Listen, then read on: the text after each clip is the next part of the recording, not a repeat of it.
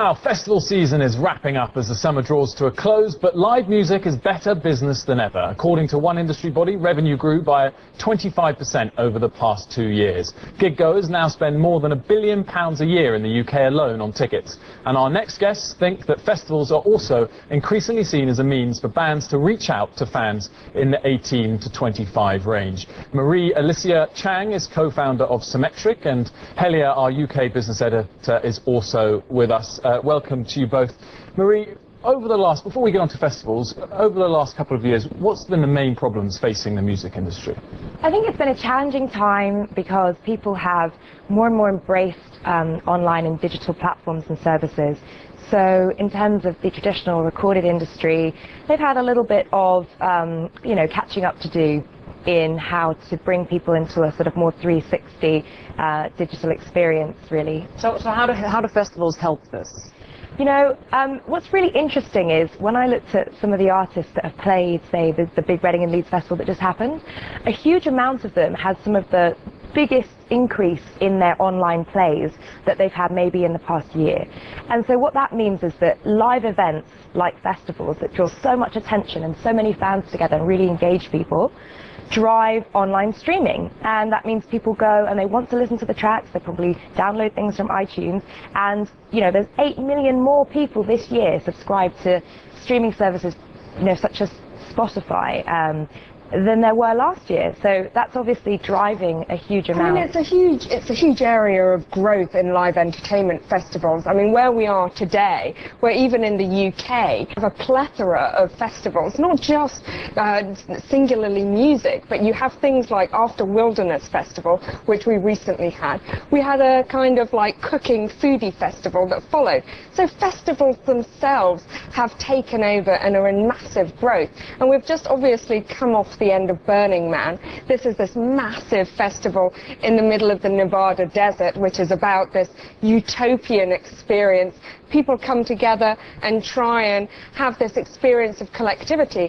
And when researchers have looked at why musicians are so interested, is because when researchers have looked at the attitudes of people at music festivals, they are really looking for a sense of collectivity. And that makes them more likely to want to take something home from that experience, download the music, or share that experience with other people, send them a music and suggest it. Yeah. And things like Burning Man are not only interesting because it's a music festival, but because it's actually almost filters into the kind of things that we look at CNBC, like alternative currencies. Remember that Burning Man is a society where it's supposed to be cashless. And then you're saying it's capitalism in disguise.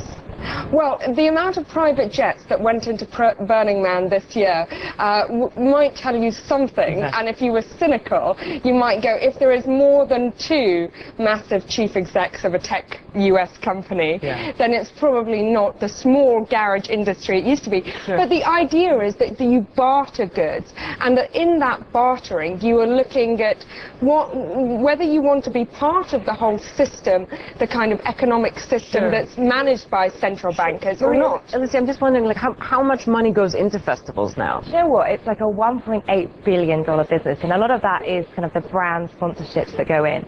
So, it's huge money. Smart record labels, I mean, one, for instance, that's born and bred here in the UK, Transgressive Records, now in partnership with Love Live, do a lot of syndicated content. And that's what keeps people engaged after the big event itself. So once the festival has happened, people are thinking about more and more smart ways to keep people interested in that content online and driving those revenues and really just making it a fantastic experience for those passionate about music. And are these festivals, are they driving regular sales as well off the back of them for the typical labels, the typical means of download? Do you know what? Yeah, I think they absolutely are. And I think looking at the stats, right, from the IFPI, it said that this year for Europe was the first time in 10 years that digital revenues have grown, and that market has massively increased. And even though it's only 4.5%, coming up to 5%, that is showing really, really healthy signs. Double the amount now of digital revenues come from subscription and online streaming services than they did last year. Well, thank you very much. That was Marie-Alicia Chang, who's co-founder of Semetric, and also thank you to Helia, who joined us there. The other thing, Lou, I heard there was that last year Calvin Harris, a DJ, made $66 million. No. Can you believe it? Serious? Yeah. DJing. DJ. Hitting play. Exactly. Forward. Stop. I'm sure he just makes a mix earlier and then hits play when it's there. Anyway, we want to hear from you on this. Who in the music industry deserves to be making the money? The DJs, the festival organisers, the labels, the artists? And can you remember the last album that you bought as well? You bought a record in a record shop recently. We've had a number of tweets through. Will tweets in and says, last album I bought was direct from Cloud Cult as a free music concert in Seattle, not at a store. Only do local music stores. That's what he says. The good old local music stores. And George tweeted, my last album was The Vaccines' Teenage Idol. We'll join the conversation. I think if I could remember what my last album was, I wouldn't be admitting it. I think my last album was Stevie Wonder album. Stevie Wonder one? Yeah. Yeah, I'm definitely not going to admit what mine was. Anyway, join the debate by email at worldwide